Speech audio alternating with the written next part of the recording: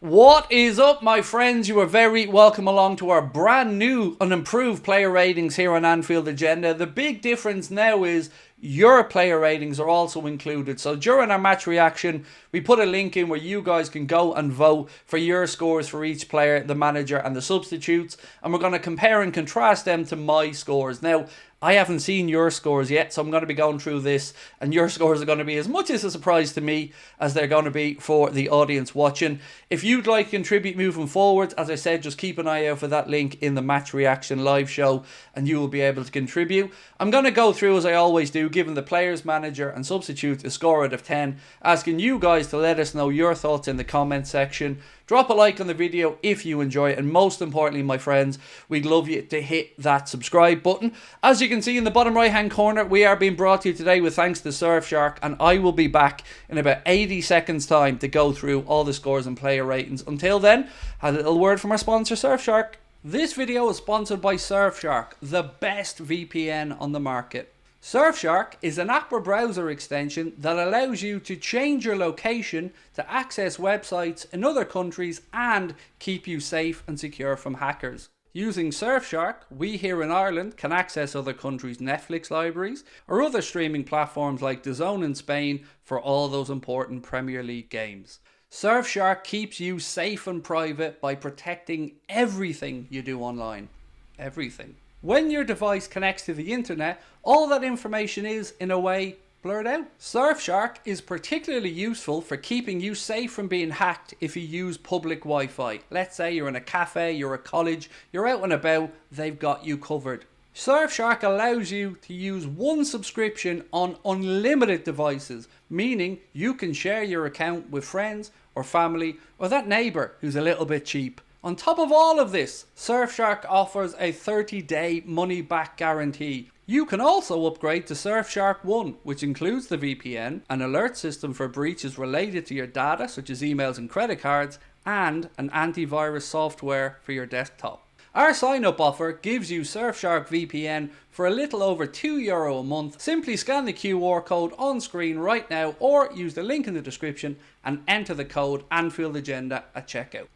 Right, folks, we are back and we do appreciate your patience. Don't forget, Surfshark comes in particularly handy when we're playing those Saturday 3 p.m. kickoffs and the blackout is in the UK. Surfshark's very handy to get you through those, but we are here to go through the player ratings. So we're going to start off with Alisson Becker. How great was it to have him back in today? Not because Caoimhín did anything wrong. Caoimhín's a more than able deputy, but I always personally feel a little bit calmer with Alisson back in goal. Now, this is bearded Alisson. Today, we had non-bearded Alisson, and I got to admit, it still takes a bit of getting used to seeing him with no beard.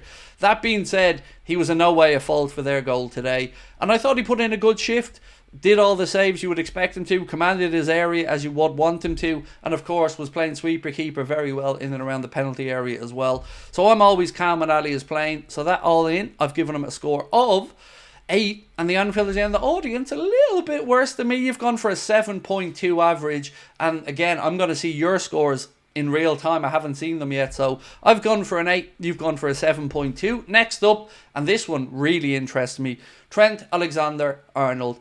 I got to start off by speaking about the petulance that was on display. I didn't like seeing it.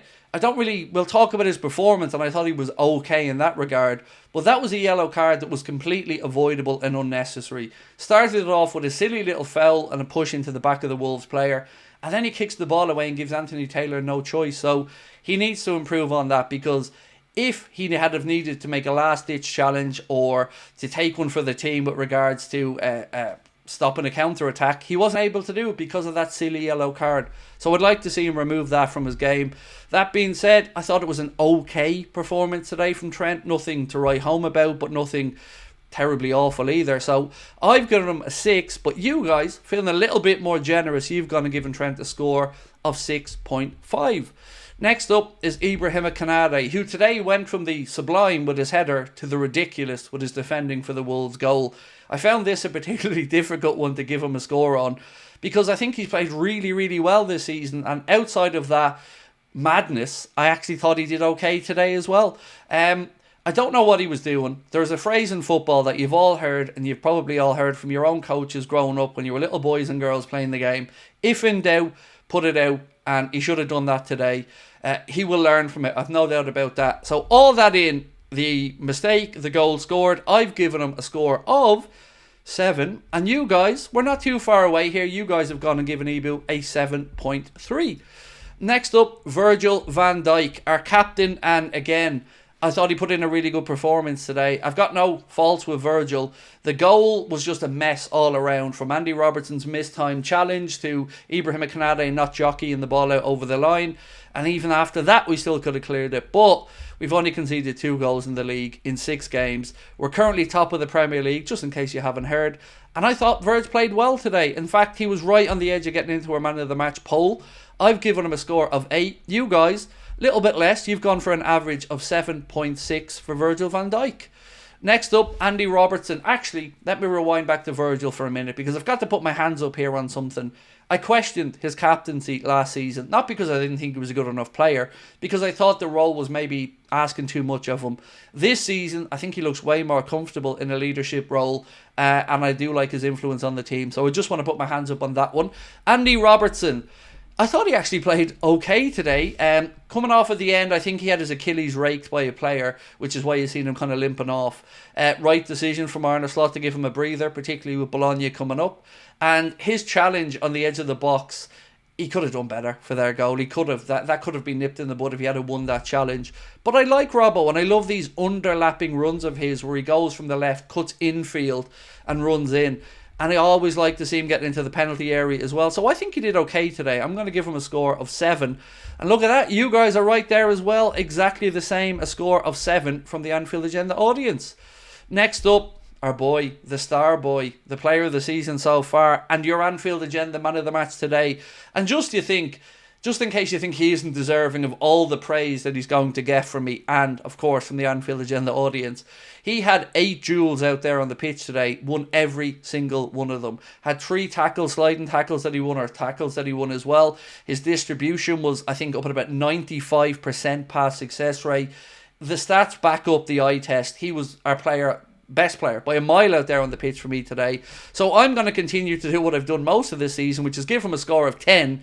And you guys, come on now, 8.2. I think you're being a little bit overly critical there of Ryan. I'm giving him a 10 because I think he just keeps producing these outstanding displays.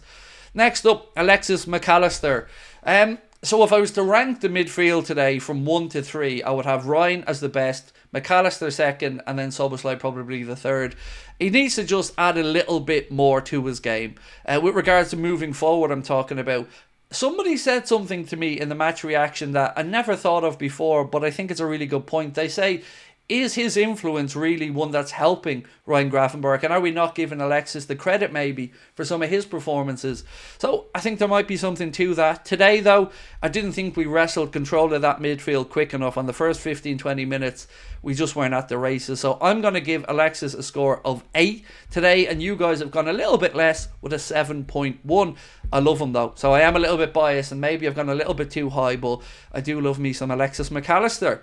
Next up, Dominic SZOBOSZLAI came in for some fair and unfair criticism, I felt, from some of the comments today. He looked disappointed to be coming off. Now, we don't know if that was disappointment in himself and his performance, or disappointed in being substituted. But we know that he has more levels and gears to go through, and I'd like to see him do it sooner rather than later. If anybody is vulnerable in that midfield 3 at the minute, I would probably suggest it is Dominic SZOBOSZLAI. Today, I've given him a score of 7. You guys have gone lower with a 5.8. So obviously not too impressed with what you've seen today from Dominic SZOBOSZLAI.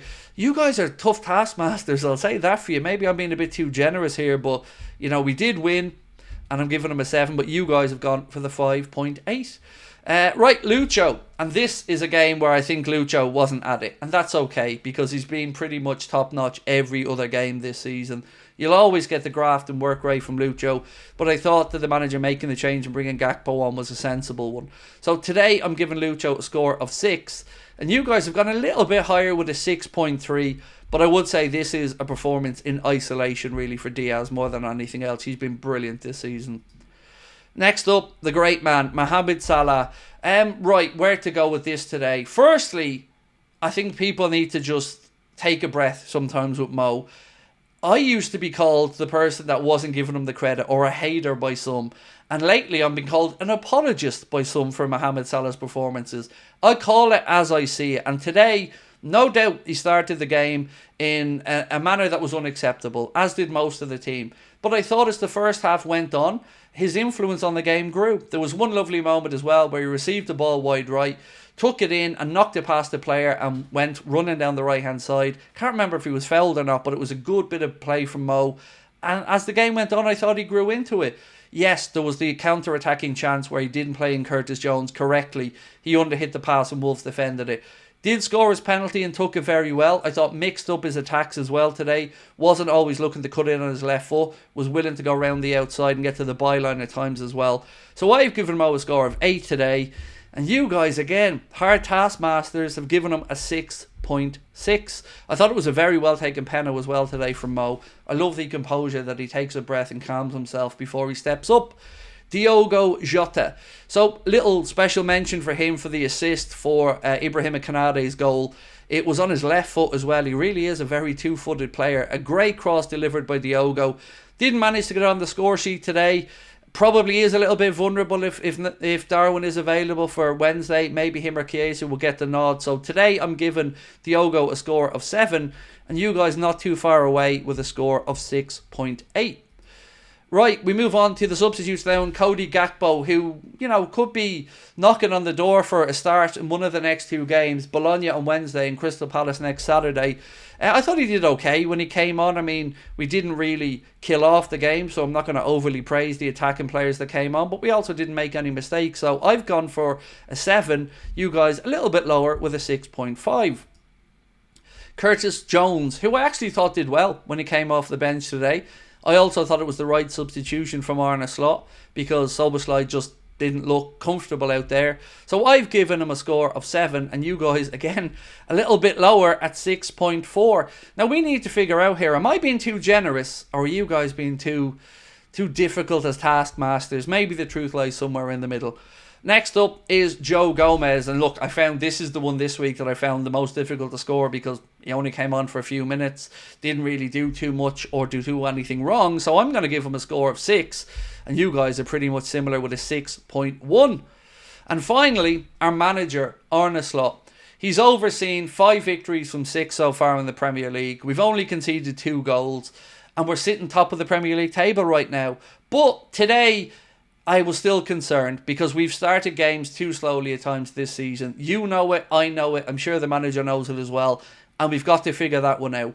All of that aside, I think he's been a great influence on the team since he's come in. I'm very impressed with him. I'm very much behind his leadership. Today, I'm going to give him what I think is a realistic score of 7. You guys, a little bit higher, have gone for a 7.4. So, my friends, that brings to an end today's player ratings. I've really enjoyed contrasting my scores with yours.